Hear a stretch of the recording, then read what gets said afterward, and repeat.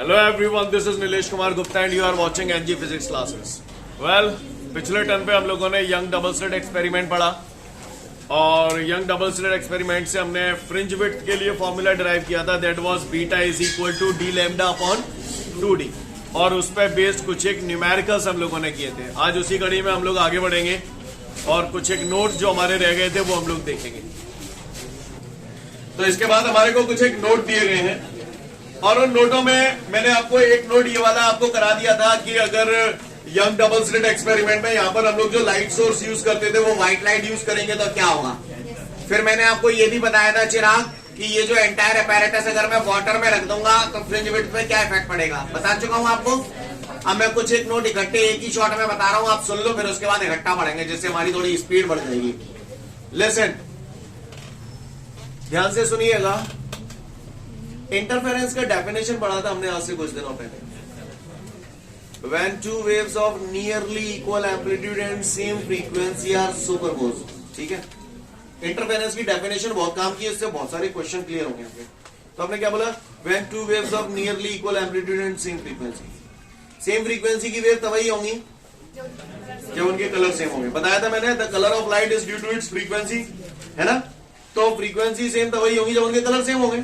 समझ गया आप मेरी बात को। यानी इंटरफेरेंस के फिनोमेना होने के लिए जरूरी है कि दोनों वेव्स के कलर कैसे हो, सेम हो। आपको मेरी बात से समझ में आई नहीं आई? होगा। अगर इतने ही समझ में आ रही है तो वही तो फिर बात ही आई। और सुनिए, कागज, पेपर, और मैं बात कर रहा हूं सेलोफेनस पेपर। आप तो ऐसा समझो, तुम्हारे लाल चश्मा लगा दो तो तुम्हें सिगर लाल ही लाल दिखाई देगा। हरो चश्मा लगा दो, हरो हरो, बोलो भैया। समझ गए। सेलोफेनस पेपर एक पेपर होता है और वो ट्रांसपेरेंट पेपर होता है, जस्ट लाइक लाल चश्मा को लेंस, हरे चश्मा को लेंस, समझ गए ना। तो जैसे हरे चश्मा लगा दिया जाता है तो हरे हरा दिखाई दे रहा है, इसी तरीके से अगर हरा सेलोफेनस पेपर लगा दिया जाएगा हरा ही हरा नजर आएगा, लाल सेलोफेनस लगा दिया जाएगा तो लाल लाल नजर आएगा। समझ में आ रही बात। तो वो पट्टा हमसे ये कह रहा है कि अगर यंग डबल स्लिट एक्सपेरिमेंट में यहां पर अगर मैं ब्लू सेलोफेनस पेपर लगा दूं, ब्लू, और यहां पर रेड सेलोफेनस पेपर लगा दूं, ऐसा बोल रहा है, या ब्लू लगा दिया या रेड लगा दिया, जरूरी नहीं ब्लू और रेड ही ना, कोई भी दो अलग अलग कलर ले सकते हैं, राइट। तो यहां पर एक अलग कलर का सेलोफेनस पेपर लगा दिया स्लिट पर और यहां पर एक दूसरा अलग कलर का सेलोफेनस पेपर लगा दिया दोनों स्लिट्स पर। तो ऐसी सिचुएशन में क्या होगा, क्वेश्चन पूछ रहा है। क्वेश्चन समझ गए, क्लियर। वो कह रहा है यंग डबल स्लिट एक्सपेरिमेंट में अगर मैं यहाँ पर एक अलग कलर का सेलोफेनस पेपर लगा दूं और यहाँ पर एक अलग कलर का सेलोफेनस पेपर लगा दूं तो ऐसी सिचुएशन में क्या होगा। तो भैया अलग अलग कलर के लगाऊंगा तो यहाँ पे जो वेव निकलेंगी अलग अलग कलर की निकलेंगी, और अगर अलग अलग कलर की निकलेंगी तो फ्रीक्वेंसी अलग अलग होगी, तो इंटरफेरेंस नहीं होगा। समझ गए। इंटरफेरेंस पैटर्न हमें ऑब्टेन नहीं होगा क्योंकि इंटरफेरेंस के लिए जरूरी है फ्रीक्वेंसी सेम हो। फ्रीक्वेंसी सेम होगी तो कलर सेम होना जरूरी है। नहीं है मेरे पास, क्लियर है। तो यहाँ पर अगर उसने ब्लू सेलोफेनस पेपर लगा दिया या येलो सेलोफेनस पेपर लगा दिया तो ऐसी सिचुएशन में क्या होगा, तो बोलना कि ऐसी सिचुएशन में हाँ इंटरफेरेंस पैटर्न ऑब्टेन नहीं होगा। कहानी समझ में आई? पक्का पक्का।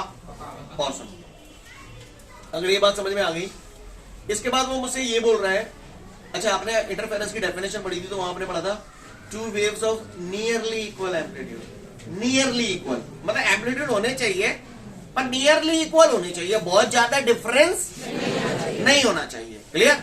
ऐसा जरूरी है इंटरफेरेंस के फिनोमेना के लिए। तो एक क्वेश्चन आपको समझ में आ गया, यहाँ ब्लू सेलोफेनस पेपर लगा दिया या रेड सेलोफेनस पेपर लगा दिया तो अलग अलग कलर की लाइट निकलेंगी जिसकी वजह से उनकी फ्रीक्वेंसी अलग अलग होगी, तो इंटरफेरेंस पैटर्न ऑब्टेन नहीं होगा। बात समझ में आ गई। फिर एक क्वेश्चन वो ऐसे भी पूछ लेता है कि भैया दो स्लिटें हैं, एक स्लिट तो नॉर्मल स्लिट है जैसी है वैसी है, और दूसरी स्लिट पे एक हमने ट्रांसपेरेंट सेलोफेनस पेपर लगा दिया है, ट्रांसपेरेंट सेलोफेनस पेपर लगा दिया, तो ऐसी सिचुएशन में क्या होगा, क्लियर। जैसे ये लेंस ट्रांसपेरेंट है ना, ऐसे ट्रांसपेरेंट सेलोफेनस पेपर लगा दिया तो ऐसी सिचुएशन में क्या होगा। तो क्या तो गया, तेल लेने पहले मुझे एक बात बताओ, मैं ऊपर 14 पर रहा हूं, 14, क्लियर। तो मुझे लाइट की इंटेंसिटी बहुत कम महसूस हो रही है या बहुत ज्यादा महसूस हो रही है? बहुत ज्यादा महसूस हो रही है, यस और नो? अच्छा, जब वो इंटेंसिटी बहुत ज्यादा महसूस हो रही है तो मैंने कहा करो ऐसे कब गए डल लो। अब वो इंटेंसिटी और ज्यादा महसूस होगी या कम? कम महसूस होगी। सही बोल रहा हूं क्योंकि बीच में पेपर आ गया। अब मुझे इंटेंसिटी ऑफ लाइट कम महसूस हो रही है तो मैंने तो यार बचपन में पढ़ा है intensity of light is directly proportional to the square of the amplitude. तो जब पेपर मैंने धल्लो तो इंटेंसिटी कम है जागी, इंटेंसिटी कम है जागी तो एम्पलीट्यूड कम है जाओ, नहीं है एम्पलीट्यूड कम है जाओ, एम्पलीट्यूड में चेंजेस आ जाएंगे। तो सुनो क्वेश्चन कहता है वो कि अगर एक स्लिट नॉर्मल है लेकिन दूसरी स्लिट में मैंने कोई सेलोफेनस पेपर रख दिया, ट्रांसपेरेंट सेलोफेनस पेपर रख दिया, तो ऐसी सिचुएशन में क्या होगा? तो भैया ऐसी सिचुएशन में ये होगा कि यहां से जो वेव निकलेगी उसका एम्पलीट्यूड में चेंजेस ज्यादा आ जाएंगे। इसकी वजह से दोनों वेव्स के एम्पलीट्यूड जो है वो नियरली इक्वल नहीं रह पाएंगे, उनमें डिफरेंसेस ज्यादा हो जाएंगे, जिसकी वजह से जहां पर ब्राइट फ्रिंजेस बन रही थी वो लेस ब्राइट हो जाएंगी, यानी उनकी इंटेंसिटी कम हो जाएगी, और जहां पर डार्क फ्रिंजेस बन रही है वहां पर इंटेंसिटी बढ़ जाएगी। नहीं यही बात समझ? डार्क फ्रिंजेस पे इंटेंसिटी बढ़ रही है यानी वो ज्यादा डार्क हो रही है या लेस डार्क हो रही है?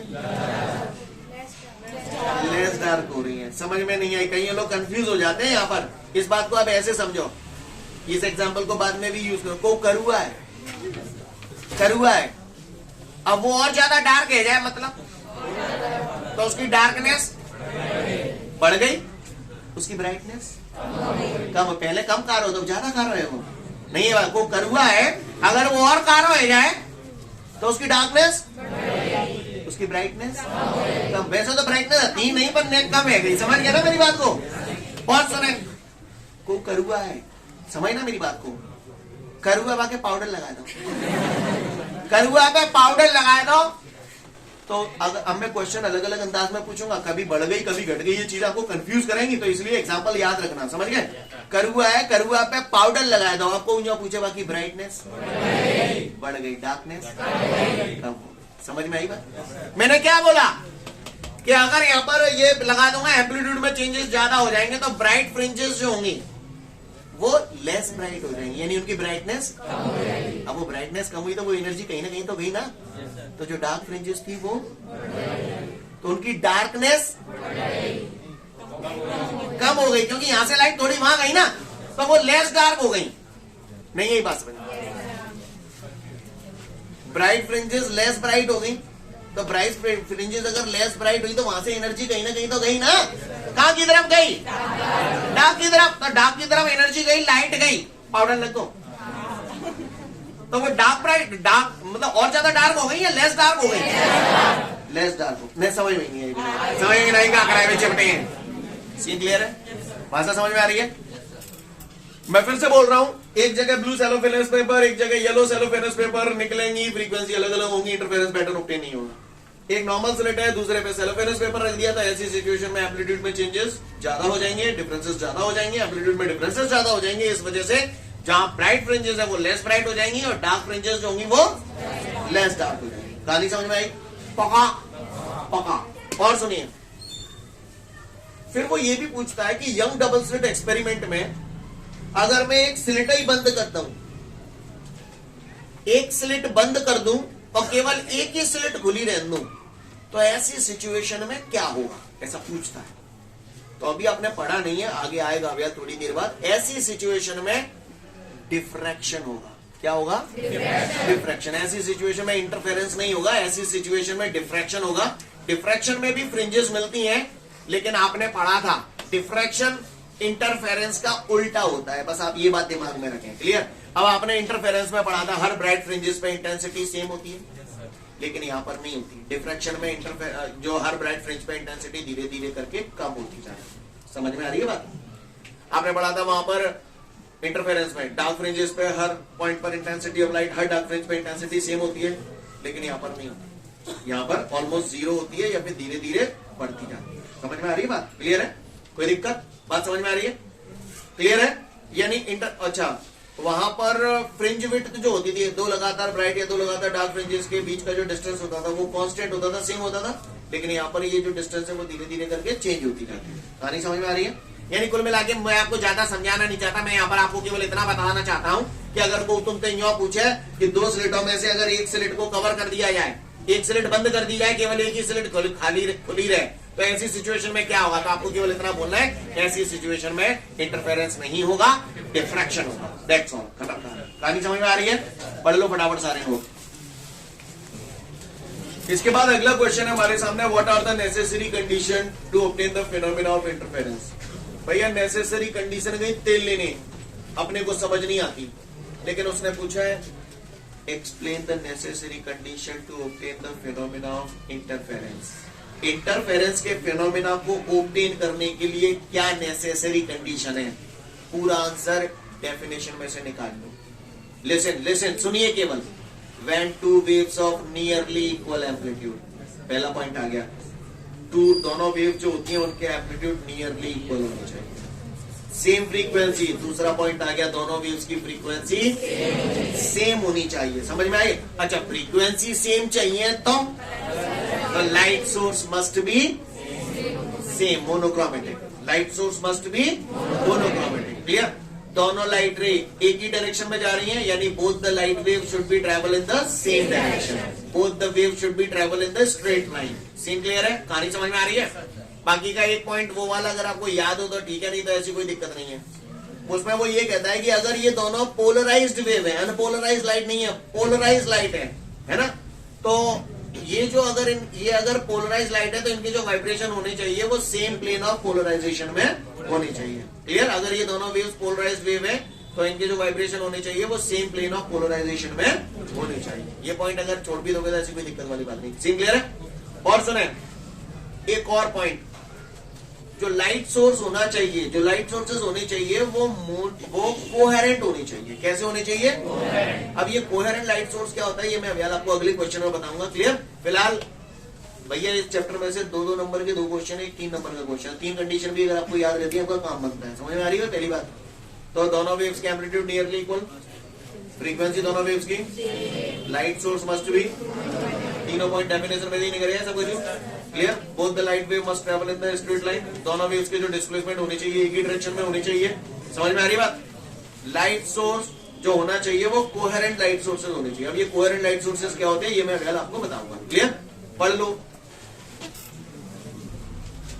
इसके बाद हमारे सामने अगला क्वेश्चन है डिफाइंड कोहेरेंट सोर्सेज। अच्छा क्वेश्चन है, याद रखना है इसको, है ना। लिसन एवरीवन, कोई पूछा कोहेरेंट सोर्सेज क्या होते हैं? दो सोर्सेज कोहेरेंट सोर्सेज कहलाते हैं कब? जब वो सेम फ्रीक्वेंसी के सोर्स हो, वो ऐसी दो वेव्स को ओरिजिनेट करें जिनके बीच का फेज डिफरेंस टाइम के साथ चेंज ना हो, ऐसे सोर्सेज को हम लोग कोहेरेंट सोर्सेज कहते हैं। Two sources of light is said to be coherent sources if they are emitting the waves of same frequency, clear, and which phase difference does not change with time. समझ में नहीं आया होगा आपको, आप सुनिए, आप ऐसे सुनिए। सलामी देखिए आप, हैं? मान के चलो आप जितने भी लोग बैठे हैं, ये जितने लोग तो बहुत ज्यादा हो जाएंगे, मैंने 4 लोग ही खड़े कर दिए या 2 लोग खड़े कर दिए, दोनों के हाथ में एक एक बंदूक दे दी, मैंने ये दे दी एक दूसरे में, ठीक है? नहीं, मैंने दोनों के हाथ में एक एक बंदूक दे दी और मैंने उनको इंस्ट्रक्ट किया कि बेटा जैसे ही मैं बोलूं फायर, आप शूट कर देना, आप शूट कर देना। तो जैसे ही मैं बोलूंगा फायर, दोनों शूट भी कर देंगे। आप यकीन मानिएगा कि वो जो आवाज आएगी एक ही आवाज आएगी या 2 अलग अलग आवाज आएगी? चाहे साला कितना भी वो कोशिश कर लें, चाहे माइन्यूट सा डिफरेंस हो ही जाएगा। तो इसका मतलब वो कोहेरेंट सोर्सेज नहीं है, इसका मतलब वो कोहेरेंट सोर्सेज नहीं है। कोहेरेंट सोर्सेज तब होते जब मैंने कही फायर तो आवाज संगैया है, पर साला कितनी भी कोशिश कर लो, थोड़ा बहुत तो चाहे समझ रहे हैं ना, सेकंड का 1000वां भाग भी फ्रैक्शन का आ जाए लेकिन आ जाएगा। आपको मेरी बात समझ में आ रही है जो मैं बोल रहा हूं? है? दो सोर्सेज कोहेरेंट सोर्सेज कहलाते हैं when they are emitting the waves of same frequency which phase difference does not change with time. Clear? तो 2 अलग अलग सोर्सेज जो मैंने आपको बोला था अभी कि 2 अलग अलग बंदूकें, तो क्या वो कोहेरेंट हो जाएंगे? इसी तरीके से 2 different sources of light can never be coherent sources. 2 अलग अलग लाइट के सोर्स जो होते हैं वो कभी भी कोहेरेंट सोर्सेज नहीं हो सकते, क्योंकि उनमें चाहे भले ही माइन्यूट सा डिफरेंस आ जाए लेकिन वो डिफरेंस आ जाएगा। क्लियर? लेकिन इंटरफेरेंस के फिनोमेना के लिए जरूरी क्या है? दोनों सोर्सेज कोहेरेंट सोर्सेज होने चाहिए, यानी दोनों सेम फ्रीक्वेंसी के सोर्स होने चाहिए, उनसे जो वेव्स निकल रही है उनका फेज डिफरेंस टाइम के साथ चेंज नहीं होना चाहिए। तो फिर मैं 2 सोर्स कहां से लाऊं? यही मारे मैंने यंग डबल स्लिट एक्सपेरिमेंट में 1 ते 2 टोल दी, कायदा ये कहता था जय करवे की जरूरत नहीं होती, एक सोर्स ज्यादा देते एक सोर्स ज्यादा देते तो इंटरफेरेंस करा देते। जाए एक क्यों दो क्यों टोरे, क्योंकि दोनों सोर्स कोहेरेंट होने चाहिए। तो अब ये कोहेरेंट हो गए नहीं, अलग अलग करता, दो अलग अलग सोर्स रखता तो नहीं हो पाते था। इतना ही मारे मैंने एक में थे डॉट होते नहीं है। मेरी बात सुनो, सीन क्लियर है? कोई दिक्कत? तो किसी ने पूछा कोहेरेंट सोर्सेस क्या होते हैं, तो आप क्या बोलोगे? Two sources of light is said to be coherent sources when they are emitting the wave of same frequency which phase difference does not change with time. Scene clear है? बातें समझ में आ रही है? पढ़ लो फटाफट कोहेरेंट सोर्सेस। इसके बाद हमारे सामने अगला क्वेश्चन है, डिफाइन डिफ्रैक्शन ऑफ लाइट। तो डिफ्रैक्शन ऑफ लाइट को आप लोग ऐसा समझें, diffraction of light, listen everyone. ये एक हॉल है ना, और इस हॉल में मैंने ये पार्टीशन लगा दिया यहां बीच में, ठीक है। और जहां मैंने लगाया था लट्टू, मिल गए वो, मिल गए वो नहीं मिल गए, मिल कहांगे तब मिल गए वो, इसलिए मिल का है। तो यानी जहां जबरदस्त काटा हुआ है, लाइट ही लाइट है, उजेरो है, और यहाँ पे जहां तुम हो, क्लियर, और यहाँ बिल्कुल भक, तुम्हें कैसा पता पड़ी? लट्टू लाने जाते हैं, समझ गए? क्लियर। यहाँ पे बिल्कुल अंधेरा है, यहाँ पर बिल्कुल उजाला है क्योंकि बल्ब जल रहा है। यहाँ पर ये क्या है? स्लिट। स्लिट बोले तो नैरो होल, राइट। कायदे से हमने पढ़ा है light travels in the straight line, और लाइट स्ट्रेट लाइन में चल रही है तो कायदे से लाइट यहाँ पर स्ट्रेट लाइन में आनी चाहिए, तो यहाँ पर मुझे हल्का सी लाइट नजर आनी चाहिए। सही बोल रहा हूं? लेकिन वास्तविकता में हमें यहाँ कोई लाइट नजर नहीं आती। बस यहाँ से जो बंदा देख रहा है उसे केवल ऐसा फीलिंग सा आता है कि बगल वाले कमरा में कहीं बर रहा है, मतलब कुछ बल्ब वगैरह जल रहा है, लाइट कुछ है। सही बोल रहा हूँ ना? केवल एक फीलिंग आती है। एक्चुअली क्या होता है, नैरो स्लिट से जब लाइट गुजरती है, नैरो स्लिट से जब लाइट गुजरती है तो ये यहाँ पर हल्की सी बैंड हो जाती है। कैसी हो जाती है? बैंड हो जाती है। इसी फिनोमेना को हम लोग बोलते हैं डिफ्रैक्शन ऑफ लाइट। या तो नैरो होल, बहुत बारीक होल से जब लाइट गुजरती है, या फिर तेज धार वाले किनारों से, शार्प एजेस से जब लाइट गुजरती है तो अपने किनारों पर थोड़ा सा मुड़ जाती है। इसी फिनोमेना को हम लोग बोलते हैं diffraction of light. Scene clear है? कोई पूछे what is diffraction of light, तो बोलना bending of light at the narrow slit या bending of light at the sharp edges is called diffraction of light. Scene clear है?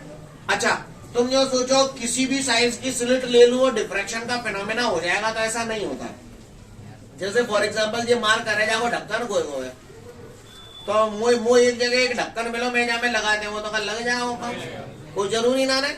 यानी वो जो ढक्कन मुझे मिला है और ये इसका जो ढक्कन है वो समझ रहे ना, इसका जो साइज है वो सेम ऑर्डर का होना चाहिए, तो ये ढक्कन लग पावे हो, नहीं तो नहीं लग पावे हो। सही बोल रहा हूं? सिमिलरली ये डिफ्रैक्शन का फिनोमेना तभी होगा जब स्लिट का जो साइज हो that should be of the order of the wavelength of the wave. यानी जो वेवलेंथ ऑफ द वेव की रेंज है उसी रेंज का ये स्लिट होना चाहिए, तो ये डिफ्रैक्शन का फिनोमेना होगा, अदरवाइज नहीं होगा। The phenomena of diffraction is possible only when the size of the obstacle या size of the slit is of the order of the wavelength of the wave. Clear? Order मतलब समझते हो? Range दोनों की same होनी चाहिए, तभी ये डिफ्रैक्शन का फिनोमेना होगा, अदरवाइज नहीं होगा। समझ में आ रही बात? किसी ने पूछा डिफ्रैक्शन होता क्या है, तो बस यही मेन है। डिफ्रैक्शन होता क्या है? The bending of light at the narrow slit या bending of light at the sharp edges is called diffraction of light. Clear? वो कब होता है? when the size of the slit is of the order of the wavelength of the wave. Scene clear है? भाषा समझ में आ रही है सभी को? पढ़ लो फटाफट डिफ्रैक्शन ऑफ लाइट। इसके बाद हमारे सामने अगला क्वेश्चन है, explain the difference between interference and diffraction. Listen everyone, interference clear है आपको? इंटरफेरेंस का जस्ट उल्टा डिफ्रैक्शन। क्लियर? अब आप पहले मुझे बताओ, इंटरफेरेंस में दो लगातार ब्राइट फ्रिंजेस या दो लगातार डार्क फ्रिंजेस के बीच का डिस्टेंस, जैसे आप फ्रिंज विड्थ कहते थे, वो कैसा रहता था? सेम रहता था। लेकिन यहाँ पर नहीं होता, यहाँ पर वो जो विड्थ होती है वो धीरे धीरे करके चेंज होती जाती है। समझ में आ रही है मेरी बात? क्लियर? वहां पर हर ब्राइट फ्रिंज पे इंटेंसिटी ऑफ लाइट, लेकिन यहाँ पर हर ब्राइट फ्रिंज पे इंटेंसिटी ऑफ लाइट सेम नहीं होती, धीरे धीरे करके कम होती जाती है। वहां पर हर डार्क फ्रिंज पे इंटेंसिटी ऑफ लाइट सेम, लेकिन यहाँ पर हर डार्क फ्रिंज पे इंटेंसिटी ऑफ लाइट या तो जीरो या धीरे धीरे चेंज होती जाती है। कहानी समझ में आ रही है? सीन क्लियर है? और एक एक दोनों की डेफिनेशन आ जाएगी। इंटरफेरेंस में आप लिख दोगे when two light waves of nearly equal amplitude and same frequency are superposed, then at some point intensity of light becomes maximum and at some point intensity of light becomes minimum. This phenomena is called interference. यहाँ पर लिख दोगे bending of light at the sharp edges or the narrow slits is called diffraction of light. कहानी समझ में आ रही है? Clear है? पढ़ लो फटाफट, समझ जाओ। इसके बाद पोलराइजेशन में करा चुका हूं। उसके बाद लास्ट में कॉन्सेप्चुअल क्वेश्चन दिए हैं। उसमें बोल रहा है कि a thin layer of oil on the surface of water appears to be colored. Why? सही बोल रहा? सिंपल एक वर्ड में आंसर लिख देना, समझ गए ना? ज्यादा आपको डेप्थ में जाने की जरूरत नहीं, हालांकि उसमें आंसर लैंग्वेज में लिखा होगा कि शॉर्ट में ही लिखा है, लैंग्वेज में लिखा हो तो वो भी समझ लो। बाकी का आपको ज्यादा डेप्थ में जाने की जरूरत नहीं, आप केवल इतना लिख देना due to interference. Clear? Due to interference. कहानी क्या है ये समझ लें आप। थोड़ा अगर हम लोग डेप्थ में जाए तो भैया ये नीचे पानी भरा है, मैं यहाँ बोर्ड पे बना नहीं रहा हूँ, पानी पर पानी भरा हुआ है, राइट? और पानी के ऊपर ऑयल डाल दिया गया, तो ऑयल की लेयर है, वो उस ऑयल की अब लेयर तो बहुत पतली सी होती है, पर उस ऑयल की लेयर को ये मान लो माइक्रोस्कोप रख दिया गया और ये ऑयल की लेयर आपको दिखाई गई है। समझ गए आप? सीन क्लियर है? कोई दिक्कत? ये मैंने ऑयल की लेयर दिखाई गई है, इसके नीचे पानी की लेयर होगी। समझ में आई भाषा? अच्छी बात है। अब होता क्या है, यहां से व्हाइट लाइट पड़ी, व्हाइट लाइट पड़ गई।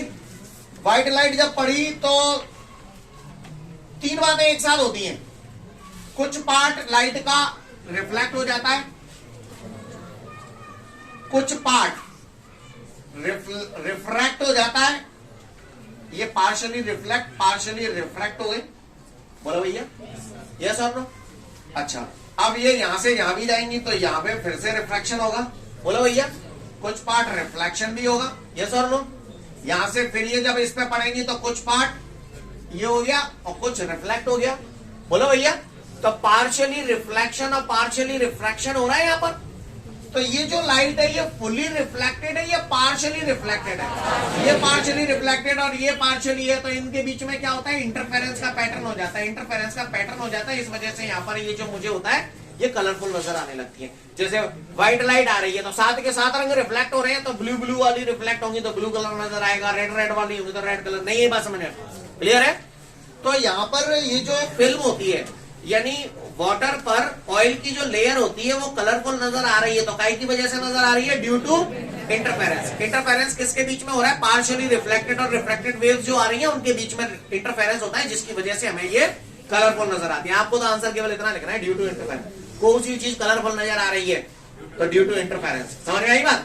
ऐसा नहीं आसमान नीला नजर आ रहा है तो इंटरफेरेंस मत लिख देना, क्लियर? वो स्कैटरिंग है। सोप बबल भी आपने देखा होगा, कलरफुल नजर आते हैं व्हाइट लाइट में, आते हैं कि नहीं आते? तो काय की वजह से? इंटरफेरेंस की वजह से। पढ़ लो, आप समझ जाओगे इसे। इसके बाद हमारे सामने अगला क्वेश्चन है, when one can notice the phenomena of diffraction of light. कोई भी बंदा डिफ्रैक्शन ऑफ लाइट के फिनोमेना को कब ऑब्टेन कर सकता है? When the size of the slit is of the order of the wavelength of the wave. जब स्लिट का size order of the wavelength of the wave का होगा तो ऐसी सिचुएशन में हम लोग डिफ्रैक्शन के फिनोमेना को ऑब्टेन कर सकते हैं। वैली बनाया था आपने 2 मिनट पहले, पढ़ लो, वही लिखा हुआ है। लाइट पार्टिकल्स के फॉर्म में चलती है, किसने बोला? न्यूटन ने। न्यूटन कॉर्पसल्स थ्योरी दी थी न्यूटन ने, मैंने पहले दिन ही नोट लिखवा दिया था ये आपको, right? Clear? Corpuscles theory Newton ने दी थी। न्यूटन ने बोला था लाइट जो होती है छोटे छोटे पार्टिकल्स के फॉर्म में चलती है, जिन्हें हम कॉर्पसल्स कहते हैं। अब हाइगन ने वेव थ्योरी दी। तो उसका क्वेश्चन ये है यहां पर कि ये जो आप इंटरफेरेंस का फिनोमेना करते हैं, ये डिफ्रैक्शन का फिनोमेना करते हैं, तो इनसे किस बात का प्रमाणीकरण मिलता है? तो इनसे इस बात का प्रमाणीकरण मिलता है कि light travels in the form of waves. Clear? वो पूछता है आपसे कि भैया इंटरफेरेंस और डिफ्रैक्शन का जो फिनोमेना है ये लाइट के कौन से नेचर की पुष्टि करता है? तो आप बोलना वेव नेचर। कहानी समझ में आ रही है जो मैंने बोला? पढ़ लो, समझ जाओगे। लिसन एवरीवन, इसके बाद कुछ एक क्वेश्चंस और है कॉन्सेप्चुअल। उसमें बोल रहा है तुम घर पे आराम से टीवी देख रहे हो, बिग बॉस, क्लियर? और इसी दरमियान ऊपर से कोई हवाई जहाज निकलता है, एरोप्लेन निकलता है, तो आपको टीवी स्क्रीन पे जो पिक्चर होते हैं वो हल्के से वाइब्रेट करते हुए नजर आते हैं, हिलते हुए नजर आते हैं। इतना ऑब्जर्व किया आपने कभी? नहीं किया तो कोई बात नहीं, तुम टीवी पे एरोप्लेन तो निकाल हुए दे रहे, ग्लास दाती है, तो पिक्चर हल्के से हिलते हुए नजर आते हैं, राइट? लिसन एवरीवन, तो वो क्यों नजर आ रहे हैं उसको समझने की कोशिश करिएगा, कोशिश करेंगे। लिसन एवरीवन, अरे उस लिसन, सब लोग ध्यान से सुनेंगे। यहां पर क्या होता है, जैसे ये टीवी है और ये स्टेशन है जहां से सिग्नल आ रहा है, नहीं आ रहा, और ये मान के चलो सैटेलाइट है आपका, टीवी चालू, दिन बहुत चल रहा नहीं, ये बात समझ, यही कहानी है। इसी दरमियान तुम्हारी चांद पे तुम्हारे घर पे ऊपर पे ये एरोप्लेन निकल रहा हो, तो ये जो ट्रांसमिटिंग स्टेशन है वहां से सीधा आने वाला सिग्नल, एक ही सिग्नल निकल रहा होगा, दुनिया भर की वेव्स निकल रही है, और एरोप्लेन से रिफ्लेक्ट होकर आने वाला सिग्नल, तो इनके बीच में क्या होता है, इंटरफेरेंस होता है, जिसकी वजह से हमें यहाँ पर टीवी पिक्चर शेक करते हुए नजर आते हैं। सिंपल वन वर्ड का आंसर है ड्यू टू इंटरफेरेंस। कहानी खत्म। क्लियर है? बात समझ आ रही सभी को? ये एक्चुअली क्वेश्चन नहीं है, ये ओटी टाइप क्वेश्चन है, समझ गए ना? जो तुम चिल्ला रहे हो ना, ओटी दे दो, ओटी तो है नहीं है, बात समझ रहे? क्लियर है? पढ़ लो, तुम्हें समझना था। तुम मुझे अगला क्वेश्चन कह रहा है, in the phenomena of interference energy is conserved by, तुम्हें समझना नहीं? काय मेरे को एक बात बताओ, आपको याद होगा, चलो खालिस्तान बनो। Listen, the interference at the point where the intensity of light is maximum is called, the interference at the point where the intensity of light is minimum is called, क्या? तो डिस्ट्रक्टिव इंटरफेरेंस पे light कम है जाते हैं, तो कम तो समोसा याद है, लड्डू समोसा मैंने बराबर मंगवाए थे, यूनिफॉर्म डिस्ट्रीब्यूशन करना चाहता था, पर जब एक बच्चा ने बोलते हो गई कि हम तो पिछले साल नहीं पढ़ रहे हैं, तो इसकी वजह से मुझे अपने डिस्ट्रीब्यूशन का जो तरीका था वो बदलना पड़ा, रीडिस्ट्रीब्यूट करने पड़े, जिसकी वजह से कुछ जगह पे इंटेंसिटी ऑफ लाइट मैक्सिमम हो गई, कुछ जगहों पे इंटेंसिटी ऑफ लाइट मिनिमम। समझ में आ रही बात? क्लियर? तो इंटरफेरेंस के फिनोमेना में एनर्जी कंजर्व रहती है, तो क्यों कंजर्व रहती है समझ में आ रही है बात? क्योंकि जहां पर डिस्ट्रक्टिव इंटरफेरेंस है तो वहां से लाइट कहीं दूसरी जगह गई है, तो लाइट का वो रीडिस्ट्रीब्यूशन हो जाता है, लेकिन टोटल एनर्जी कंजर्व। ये सब बता चुका हूं मैं आपको ऑलरेडी, पढ़ लो तो फिर कहा हो। ठीक है, तो फिर आज के लिए मैंने आपने कल मिलते हैं। Thank you everyone, have a great day to all of you guys. जय